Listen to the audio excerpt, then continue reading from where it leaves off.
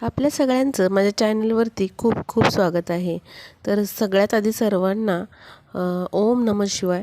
आणि आजच्या व्हिडिओमध्ये मी तुम्हाला सांगणार आहे की शिवपिंडीवरती आपण कोणत्या गोष्टी वाहिल्यामुळे आपल्याला त्याचं फळ काय मिळतं. कारण बघा, आपल्याला भरपूर समस्या असतात.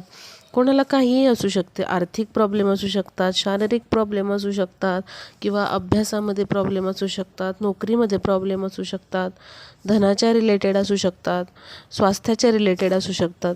तर या प्रत्येक प्रॉब्लेमसाठी किंवा प्रत्येक समस्येसाठी आपल्याला महादेवाच्या पिंडीवरती त्याप्रमाणे मी जे सांगते त्या वस्तू व्हायच्या आहेत. तुम्हाला जी समस्या असेल ती वस्तू तुम्ही त्या महादेवाच्या पिंडीवरती दर सोमवारी शिवालयात जाऊन व्हा, किंवा मग तुमच्या घरच्या पिंडीवरती तुम्ही या वस्तू सातत्याने दर सोमवारी वाहत चला. तुम्हाला त्याचा फरक जाणवेल, किंवा तुमची जी समस्या आहे ती तुम्हाला कमी झालेली जाणवेल. आता या गोष्टी किंवा ही वस्तू महादेवाच्या पिंडीवरती अर्पण करत असताना तुम्हाला तुमचा जो काही प्रॉब्लेम आहे किंवा जी समस्या आहे ती भोलेनाथांपाशी मनामध्ये बोलून दाखवायची आहे. आणि त्यासाठी आम्हाला मार्ग सुचू द्या, किंवा आमच्या या समस्येसाठी एखादा मार्ग सुचू द्या, अशी प्रार्थना करायची आहे. तर बघा, सगळ्यात आधी जेव्हा तुम्ही कोणतीही गोष्ट महादेवाच्या पिंडीवरती अर्पण करा, सगळ्यात आधी आपल्याला जलाभिषेक करायचा आहे. स्वच्छ पाण्याचा अभिषेक भगवान शिवशंभो शंकरांना अतिशय प्रिय आहे. त्यामुळे कोणतीही तुम्ही वस्तू महादेवांच्या पिंडीवरती अर्पण करा, पण त्याच्या आधी तुम्हाला पाण्याचा जलाभिषेक हा करायचाच आहे. तर बघा, महादेवाच्या पिंडीवर जेव्हा तुम्ही पाण्याचा अभिषेक करता तेव्हा ते खूपच शुभ मानले जाते. तुम्ही दर सोमवारी महादेवाच्या पिंडीवरती असा जलाभिषेक नक्की करत चला. आणि येणारी जी महाशिवरात्र आहे किंवा श्रावणी सोमवार आहे त्यावेळेस तर आपण हा जलाभिषेक करतो. पण दर सोमवारी देखील आपल्याला न चुकता महादेवांच्या पिंडीवरती जलाभिषेक करायचाच आहे. तर बघा, जर आपण महादेवाच्या पिंडीवरती कच्चे तांदूळ वाहिले तर आपल्याला धन, धान्य, संपत्ती याच्यामध्ये वाढ झालेली दिसते. बघा, काही जणांना खूप प्रॉब्लेम असतो. कितीही कष्ट केले तरी त्याचं फळ मिळत नाही, योग्य असा मोबदला मिळत नाही. तर त्यांनी काय करायचं आहे, तर दर सोमवारी कच्चे तांदूळ घ्या आणि शिवालयामध्ये जावा आणि तिथे महादेवाच्या पिंडीवरती हे अर्पण करा किंवा वाहा. शिवालयात जाणं शक्य नसेल तर आपल्या घरच्या पिंडीला जलाभिषेक करून असे तांदूळ तुम्ही महादेवाच्या पिंडीवरती व्हायचं आहे. आणि मनातली तुमच्या इच्छा नेहमी बोलून दाखवायची आहे. याने निश्चितच तुमच्या धनामध्ये, संपत्तीमध्ये वाढ होते. त्याचबरोबर तुमची जी समस्या असते धनाच्या रिलेटेड ती कमी होते. आता जेव्हा तुम्ही जवस महादेवाच्या पिंडीवरती वाहता तेव्हा ज्या काही तुमच्या समस्या असतील त्या कुठल्याही बाबतीतल्या असू द्यात त्या सुटतात. मग तुमची धनाच्या बाबतीतली काही समस्या असू द्यात, किंवा अभ्यासाच्या बाबतीतल्या असू द्यात, नोकरीच्या बाबतीतली असू द्यात, कोणतीही समस्या असू द्यात, जवस घेऊन तुम्ही जर शिवलिंगावरती ते अर्पण केलं आणि तुमची समस्या बोलून दाखवली, सातत्याने तुम्ही हे केलं तर तुमचे हे ज्या समस्या आहेत त्या लवकरच सुटतात. असं मानलं जातं की जर आपण तीळ महादेवाच्या पिंडीवरती अर्पण केलं तर जे काही आपल्या हातून नकळतपणे काही कृत्य घडत असतं, काही आपण समजा नकळतपणे अनेक हजारो जीवजंतू आपण मारल्या जातात आपल्या हातून, तर यापासून पापांची मुक्तता आपल्याला जेव्हा आपण तीळ शिवलिंगावरती वाहतो तेव्हा या पापांपासून मुक्तता मिळते आणि पापांचा नाश होतो असं मानलं जातं.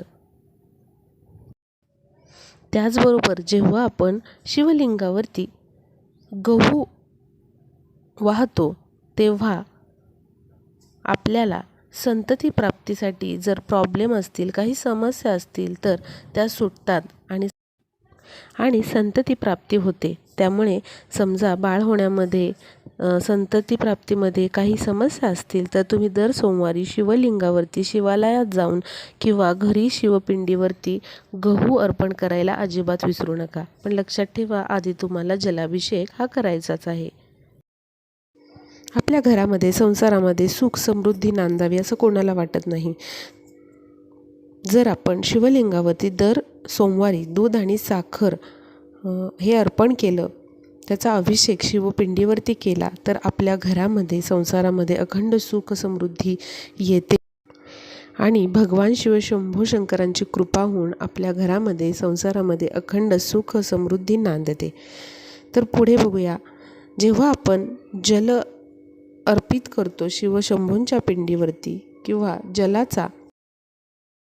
पाण्याचा जेव्हा अभिषेक करतो तेव्हा आपल्याला सर्व प्रकारची भौतिक सुख मिळू शकतात. त्यामुळे शिवशंभूंच्या पिंडीवरती जलाचा अभिषेक आपल्याला करायचाच आहे. जेव्हा तुम्ही तूप शिवपिंडीवरती अर्पण करता किंवा फक्त तुपाचा अभिषेक शिवपिंडीवरती करता, तेव्हा जर तुम्हाला काही शारीरिक समस्या असतील, काही व्यंगत्व असेल, काही समस्या असतील, आजारपणाच्या रिलेटेड काही समस्या असतील, तर त्या समस्या दूर झालेल्या तुम्हाला थोड्याच दिवसामध्ये जाणवतात. जर तुम्हाला अशा समस्या असतील शरीरा रिलेटेड, तर तुम्ही शुद्ध गाईचं तूप जे असतं त्याचा अभिषेक शिवपिंडीवरती तुमच्या घरातल्या पिंडीवरती करू शकता.